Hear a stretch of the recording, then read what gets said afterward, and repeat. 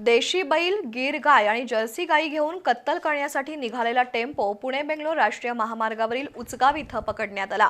मानद प्राणी कल्याण अधिकारी आशिष बारीक आणि गांधीनगर पोलिसांनी ही कारवाई केली।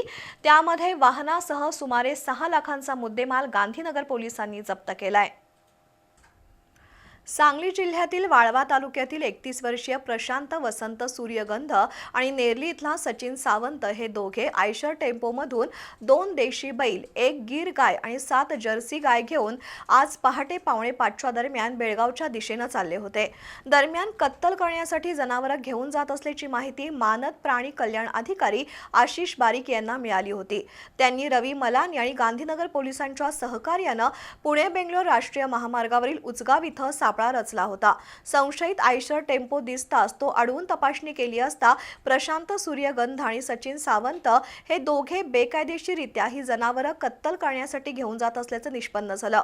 या प्रकरणी टेम्पो आणि जनावरांसह सुमारे 6 लाखांचा मुद्देमाल गांधीनगर पोलिसांनी जप्त केलाय।